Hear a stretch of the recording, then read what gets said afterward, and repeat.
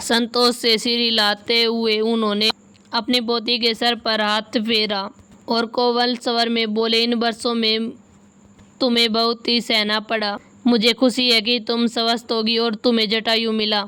इसका मतलब है कि अब मुझे तुम्हारी चिंता नहीं करनी पड़ेगी कि कोई तुम्हें सताएगा। जब तक मैं जीवित हूँ तुम्हें कोई छू भी नहीं सकता। आरंभ में धीरज जी चाहते थे कि उनकी पोती साधारण और निश्चित जीवन जिए, पर नियति ने उसे जैसे एक खेल खेला और निया की बुद्धि लौटा दी। अब उन्होंने ठान लिया था कि जो आशाएं उन्होंने अपने पुत्र बियान से बांधी थी वे अब इस पोती पर रखेंगे। निया, अब तुम स्वस्थ हो चुकी हो तो तुम्हें कुछ बातें मुझे बतानी है तुम्हें। दादाजी कृपया कहिए। कमरे में गहरा सन्नाटा छा गया। जो रहस्य अब उजागर होने वाला था वह शायद निया के जीवन की दिशा को ही बदल देने वाला था। निया की माँ से जुड़ा एक राज। दादाजी ने निया को बड़े ध्यान से कहा, अब मैं जो तुम्हें बता रहा हूँ उसे तुम बड़े गौर से सुनना बेटा। इतना कहकर उन्होंने बड़े शांत नजर से उसकी तरफ देखा। निया ने भी किसी समझदार की तरह सर हिलाया। मैं अब बूढ़ा हो चुका हूँ, चाहे जितना भी तुम्हारी चिंता करूँ पर मेरे पास अधिक समय नहीं है। अब जबकि जटायु तुम्हें मिल चुका है तुम्हारे चाचा जी खुलकर तुम्हारा विरोध करेंगे, पर तुम्हें अपना स्वयं की रक्षा करना आना चाहिए। पांचों मान कुल ऊपर से भले ही मेल जोल का दिखावा करते हैं पर भीतर के संबंध इतने सरल नहीं हैं। जब पांचों पौराणिक पशु निंद्रा में थे तभी से हमारे संबंध बिगड़ गए। यदि तुम्हें भविष्य में प्रमुख का पद संभालना है तो आत्म सुरक्षा का कौशल आवश्यक है। इसलिए मैंने तुम्हारे लिए महाशक्तिशाली शौर्य अकेडमी में प्रवेश की व्यवस्था की है। वहाँ तुम्हें मन लगाकर अध्ययन करना होगा। सिद्धार्थ जी के मन में उसके भविष्य को लेकर अब भी अनेक चिंताएं थी। सौभाग्य से उनकी पोती की बुद्धि लौट आई थी। वह बिना कुछ कहे बहुत सी बातें समझ सकती थी। पर मुझे तो औषधि विद्या के बारे में कुछ भी ज्ञान नहीं है, निया ने हल्की सी चिंता के साथ कहा। वह जादू और शारीरिक साधना दोनों का अभ्यास कर सकती थी पर औषधि निर्माण के विषय में उसे कुछ भी नहीं पता था। उसकी समझ बस इतनी थी कि भेष बदलने और कुछ साधारण पोषण कितने महंगे बिकते हैं। चिंता मत करो, मैं तुम्हें अनावश्यक कार्य करने को नहीं कहूँगा। धीरज जी ने कोमल मुस्कान के साथ चित्र में बने उस सुंदर स्त्री की ओर संकेत किया। संसार तुम्हारी माँ के रूप की चर्चा करता है पर यह किसी को याद नहीं है कि वह एक उच्च स्तर की शक्तिशाली औषधि निर्माता थी। निया स्तंभ रह गई।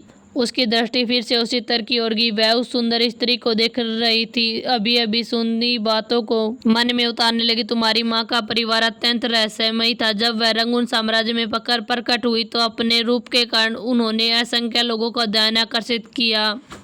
उस समय जब तुम्हारे पिता वियानुन से मिले तो उन्होंने उन्हें अपना परिचय किया। उस समय खूब भेजा तो था पर कुछ पता नहीं चला। बाद में तुम्हारे पिता ने उनसे विवाह पर आग्रह किया तो मैंने विरोध नहीं किया। विवाह के पश्चात तुम्हारी माँ स्वयं मेरे पास आई और उन्हें बताया कि वह एक उच्च स्तर की औषधि निर्माता है, पर उन्होंने मुझसे निवेदन किया कि इसे गुप्त रखा जाए। वह चुपचाप हमारे परिवार के लिए पोषण तैयार करेगी। विवाह के बाद जटायु परिवार के पास पोषण की आपूर्ति उन 4 परिवारों से अधिक होने लगी। तब यह अफवाह फैली थी कि जटायु परिवार में कोई उच्च स्तर का औषधि निर्माता है, पर किसी को यह नहीं पता था कि वह जो उच्च औषधि की निर्माता वह इस घर में आई नई ग्रह लक्ष्मी ही थी। मुझे विश्वास है कि तुम्हारी माँ का परिवार साधारण नहीं था, पर उनके निधन के बाद भी वहाँ से कोई हलचल नहीं हुई। तुम उनकी बेटी हो, स्वाभाविक है कि उनकी प्रतिभा भी तुम्हें मिली होगी। शायद इसी कारण तुम जादू या शारीरिक साधना नहीं कर सकती। धीरज जी ने गंभीर स्वर में कहा, जो भी हो शौर्य अकादमी में तुम्हें मन लगाकर सीखना होगा। यदि तुम्हें अपनी माँ की प्रतिभा मिली है तो यह उत्तम ही होगा, यदि नहीं मिली है तो तुम्हें तुम्हारी सुरक्षा के लिए मैं कोई और उपाय सोचूंगा। अब धीरज जी के हाथ उतने नहीं बंधे थे। निया जटायु की स्वामिनी थी। कम से कम परिवार के अन्य लोग उसकी सुरक्षा को सीधा खतरा नहीं पहुंचा सकते थे। अब वह उसके लिए और भी व्यवस्थाएं कर सकते थे। निया ने नाक भराई। धीरज जी ने उसके लिए जो भी किया था वह सब उसकी भलाई के लिए ही किया था। हर उपाय हर योजना बस उसकी रक्षा के लिए। अच्छा, अब तुम अपने कमरे में जाओ और आराम करो। कुछ दिनों बाद मैं सिद्धार्थ को कहूँगा कि वे तुम्हें परिवार के कार्यों से परिचित कराए। धीरज जी ने भावनाओं से भींगी उस बालिका के कंधों पर हाथ रखा और स्नेह से कहा।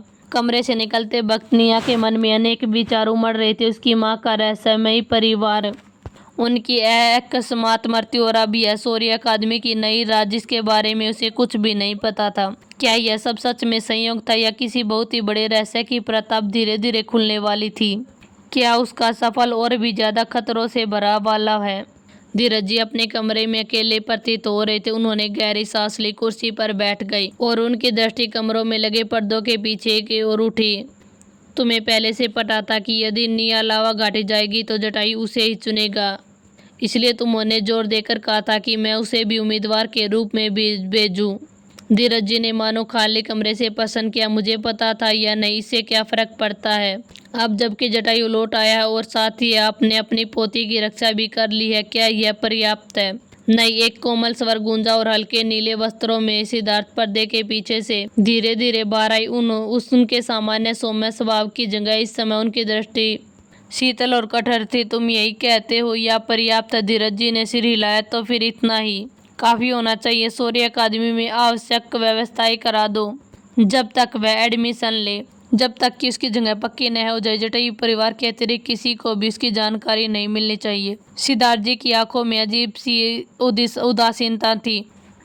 वह सामान्यतः से सम्मान से बिल्कुल भिन्न थे। ये वो पराये धीरज जी से प्रदर्शित करते थे। धीरज जी ने उनके बदले रूप को देखा, पर ऐसा लगा मानो उनके लिए यह कोई नई बात नहीं थी। जितना सिद्धार्थ वाक्य के सामने धीरज जी को सम्मान दे रहे थे, इस समय वह सम्मान शायद गायब हो चुका था। इसका मतलब साफ था, सिद्धार्थ कोई मामूली पहचान का व्यक्ति नहीं था। तो क्यों गोद लिया हुआ बेटा बनकर परिवार में घूमता रहता है? निया का नाम जटायु उम्मीदवारों में जोड़ना कोई आकस्मिक निर्णय नहीं था। यह इसी युवक के आग्रह पर किया गया था। क्या तुम्हें भय है कि बाकी परिवार कोई कदम उठाएंगे? सिद्धार्थ ने सिर हिलाया। जब तक वह स्वयं की रक्षा करने के योग्य न हो जाए, मैं किसी को भी उसे क्षति पहुंचाने नहीं दूंगा। अपने कक्ष में लौटकर निया कुर्सी पर बैठी। वैसे औषधि निर्माण का यह चयन तुम्हें कैसा लगा? वह धीरज जी के सुझाव के बारे में सोच रही थी। उनके कार्यों ने उन्हें भावुक किया था, पर वह अभी भी जादू की साधना और शारीरिक साधना की शक्ति को प्रकट करने का इरादा नहीं करती थी। उसकी शक्ति अभी पर्याप्त नहीं थी। यदि वह खुद को बहुत ही जल्दी उजागर कर देती तो शत्रुओं को उसे पराजय करने की योजना बनाने का अधिक समय मिल जाता। जटायु पलंग पर लेटा था।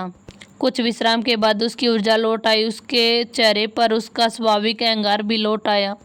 औषधि निर्माता बनना बुरा विकल्प नहीं है, पर सवाल यह है कि क्या तुम्हारे पास सीखने की पर्याप्त ऊर्जा? उसने निया के सख्त बनने के प्रयास पर गहरी दृष्टि रखी हुई थी। कोई सामान्य नहीं होनी चाहिए। मुख्य बात तो ये सील हटाना है, बाकी सब संभाला जा सकता है। निया को अपनी स्थिति का कुछ एहसास था। जैसे इसकी सील हटेगी वह मानो रॉकेट की तरह उन्नति करेगी। इसलिए उसे जादू और शारीरिक साधना के अभ्यास की चिंता नहीं थी, बल्कि लाभदायक प्रतीत होने वाला औषधि का व्यवसाय उसके लिए अधिक आकर्षक था। तो प्रयास करके देख लो। पर किंतु साधारण औषधि निर्माता का कोई उपयोग नहीं है। केवल उच्च स्तर का औषधि निर्माता ही इस पेशे का वास्तविक लाभ उठा सकता है। जालिम ने गंभीर विश्लेषण के बाद कारू को जब तक बिस्तर पर मृतक की तरह पड़ा। जटायु अचानक उठ कर बैठ गया। तुमने अभी सील की बात की, कैसी सील? निया ने उसकी ओर देखा। उसने अपनी आस्तीन मोड़कर भुजा पर अंकित 7 परत वाली चंद्रमोहर खा दी। 7 सितारा चंद्रशील। जटायु के चेहरे पर आश्चर्य स्पष्ट था। छोटी लड़की, तुमने क्या अपराध किया? किसी ने तुम पर इतनी शक्तिशाली सील लगाने का कष्ट उठाया?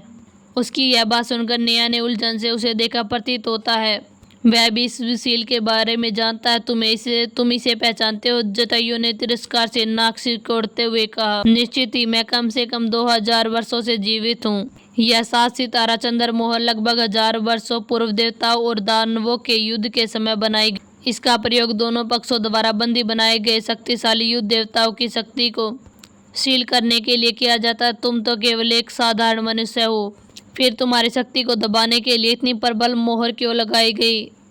कक्ष में एक गहर मौन सन्नाटा छा गया। देवों और दानवों का युद्ध, देवताओं को बांधने वाली मोहर और वही मोहर उसके शरीर पर। क्या उसका जन्म वास्तव में साधारण था या उसके अस्तित्व के पीछे कोई और ही बड़ा रहस्य छुपा था? आखिरकार किस तरह की यह सील? आखिरकार क्या राज जुड़ा इसका देवों और दानवों से? उसे उसकी बात से जुड़ा रहस्य एक भी समझ नहीं आ रहा था। एक तरह से उसे बहुत ही अजीब लग रहा था। यह किसी भी तरह से सत्य होने का संबंध तो नहीं था। क्योंकि वह एक बहुत ही छोटे से परिवार से, देवों और दानवों से दोनों से दूर दूर से उसका कोई भी वास्ता नहीं था। शक्ति कैद करने के लिए सिर्फ उसके अंदर शक्ति थी ही कहाँ। वह तो जालिम की मेहरबानी थी कि वह कुछ हद तक ताकतवर बन पाई, वरना इस शरीर की पहली मालकिन कब की मर चुकी होगी थी। 1000 साल पहले निया खाली निगाहों से सामने देखने लगी। उसे भला उस मोहर की उत्पत्ति के बारे में कैसे पता होगा? अगर जालिम ने उसे न बताया होता तो शायद उसे यह भी मालूम न होता कि उसके शरीर पर कोई मोहर लगी है।